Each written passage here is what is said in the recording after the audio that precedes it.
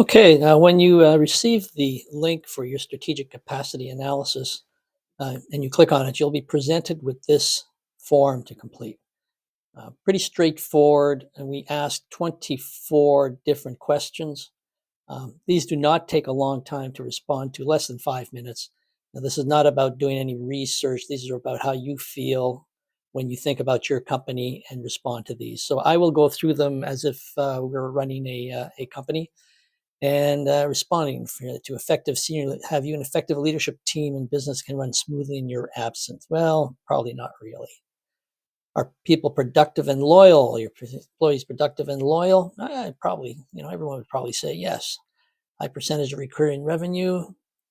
Not really. And so I'm not going to go through each and every one of these, but I will answer them and then we will see what we get from that. Financial reporting process, partly true or not too bad. Sales process, not really. We have good, strong SOPs. We customer satisfaction. You track customer satisfaction. Not really. We don't do that. Strategic vision planning, execution.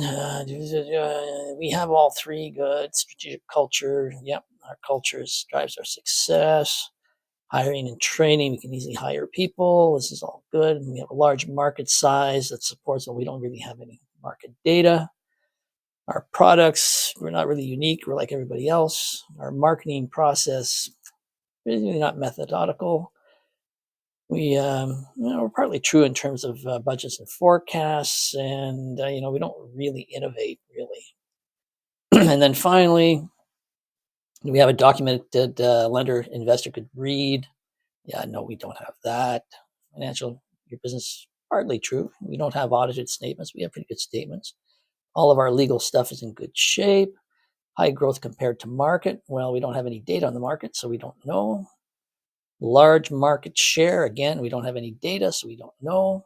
A broad customer base. Yeah, we got a pretty good spread of customers. Defensible market. Yeah, partly true. We can defend our market. And is our brand strong? Is partly true.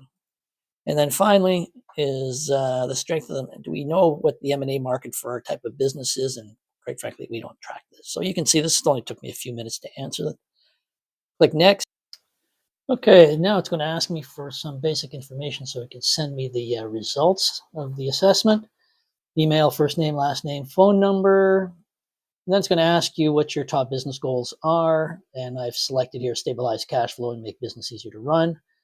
And their top goal is to make business easier to run. Sign me up for occasional updates. I've said yes. You can say no if you don't want any updates.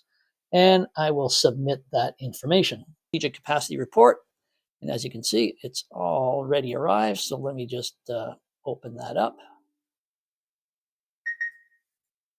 and click here to view. So here's the report you get. And as you can see, you get it almost immediately.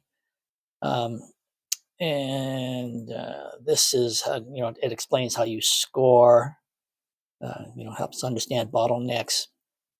Basically, this is the key chart. So what this is saying, and the way we've answered for this fictitious company, is that your strategic capacity is sitting at just over 40%. Now, what that means in layman's terms is if a potential buyer of your company was to assess the value of the company, they would start by using EBITDA and multiplying it by a multiple factor, which is standard for whatever industry you're in. They'd come up with a number, and then they would do due diligence, and based on how they see the 24 questions that you just responded to, they would ding you well over 50% on the price that they're willing to pay for you. So this is the important piece of this, right? And then you get the survey highlights and how your answers. But the thing you want to imagine is, what if all of these answers were true or really true, and you were acing all of this? What would that do to the value of your business? So as you can see, very quickly, a few minutes of your time, and you get a pretty good assessment. And you know what? If you're one of those companies that ends up scoring in the 70 to 80% range, you are in good shape, my friend.